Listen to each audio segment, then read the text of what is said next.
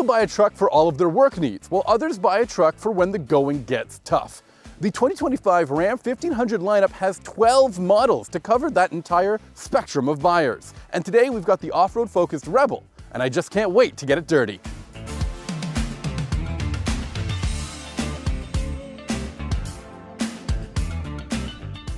I always think that the Ram has one of the best interiors in its segment, and I think the 2025 model generally improves upon it. One of the most standout features of the 2025 model year Ram is that it has a massive screen.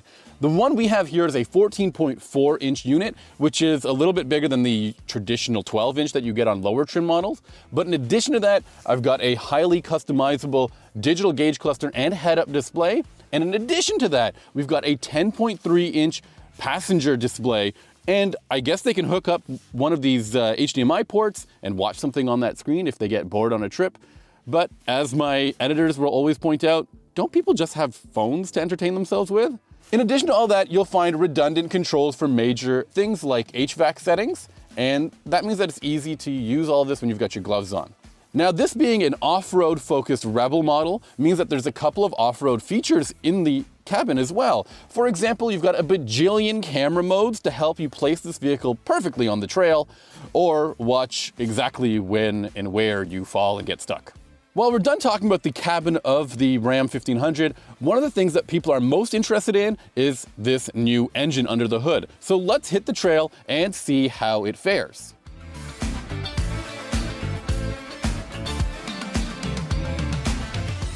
Now, I've always felt that the Ram 1500 had a lot of nuance. You can get an entry-level model for about 60 grand, or you can get a fully loaded off-road oriented RHO for about $120,000. And that covers everybody's needs, but they are getting kind of expensive. Now, one of the major changes this year is the fact that under the hood of every single Ram 1500 will be a 6-cylinder engine. Entry-level models will feature a 300 horsepower V6 engine, while other models, including this Rebel, use a 3-liter inline turbocharged 6-cylinder engine known as the Hurricane. Now, the output on those inline 6s varies from about 420 to 540 ponies. Now, that output is pretty comparable to the old V8s. And I'll be honest, I liked the sounds of those old V8s, but I found that their responsiveness was really not that great. They could feel a little lazy at times. That is not the case at all with these turbocharged 6s. And one of the advantages of a smaller displacement yet turbocharged engine is the fact that it should provide better fuel efficiency. And that's somewhat true. On average, you can expect about 12 to 14 liters per 100 kilometers, according to Natural Resources Canada. But in my experience, I've been encountering some pretty subpar figures. Now, it might have to do with the temperature and the winter weather that we're dealing with today, or the fact that I live in a city and just encounter a lot of slow traffic. I'm also eager to see how this thing handles towing duties. Now, if you properly equip your Ram 1500, it should be capable of towing about 11,500 pounds. Yes, that's not as good as some of the competition, but it's not bad either. And if you want to haul, again, a properly configured Ram 1500 will handle 2,300 pounds. Again, nothing mind-blowing, but not bad either. Mated to all of those 6-cylinder engines is an 8-speed automatic transmission. And I found this transmission to be pretty good. It doesn't have a lot of shift shock. In fact, it shifts so seamlessly.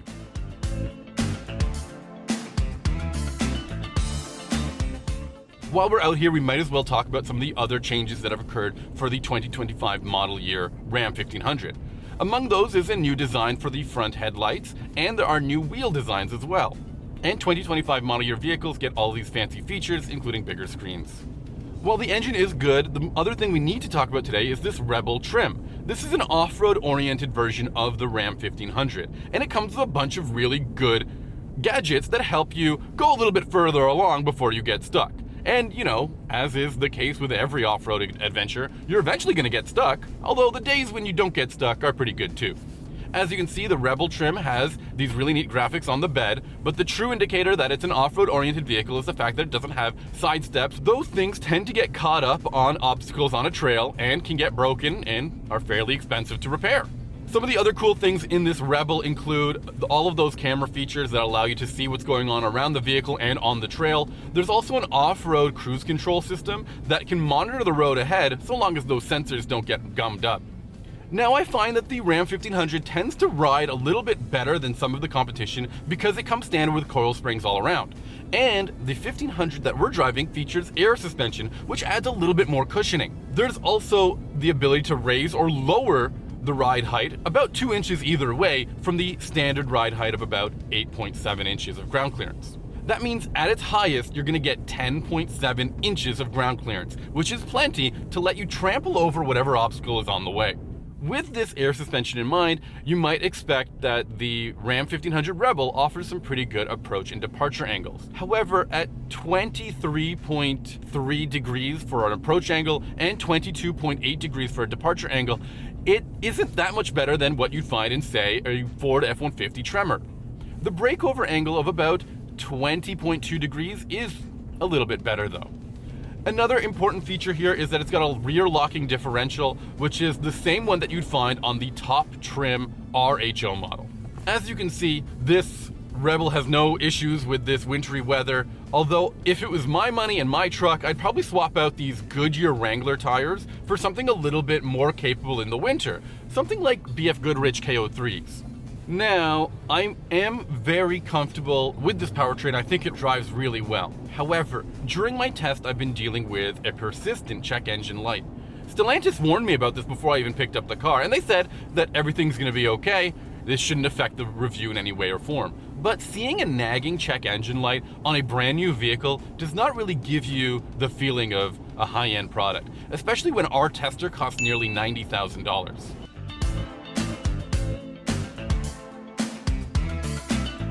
Okay, so we've had some fun in the off-road and snowy conditions, and it's time to talk about how this thing handles the actual road and the daily commute.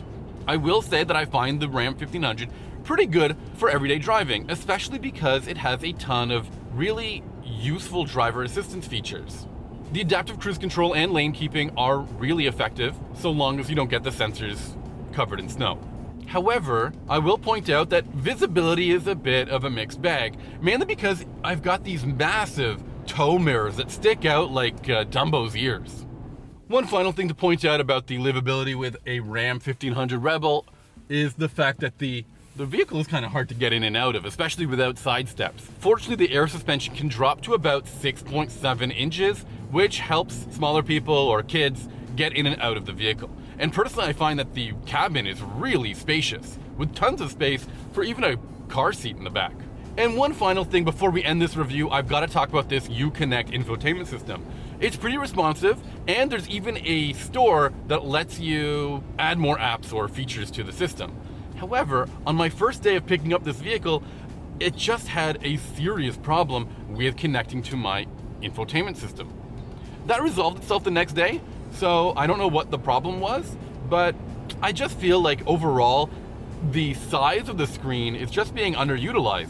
Even phone projection systems just seem to not take up the entire space, and some of those camera views that we were talking about for off-road modes just again don't feel like they're utilizing all 14 inches of that screen. You've got all that space, why not use it? One final thing to point out with the everyday livability of this vehicle is that there are a ton of USB ports. I'm counting 6 up front, and there's even wireless phone chargers for all of your devices as well. So pretty much anywhere you go, you have no excuse as to why your phone is dead, unless you just didn't pack your cables with you. The 2025 Ram 1500 starts at around $60,000, which is about $10,000 more than some of its competition. This Rebel costs nearly 90 grand, which feels like a lot for a truck. Then again, this thing can go off-road, it can haul, and it's loaded with fancy features. I'm nearly comfortable recommending the 2025 Ram 1500, but I'm worried about some of these check engine lights that I've been seeing. Quality is a major concern, especially with a new product and a new engine.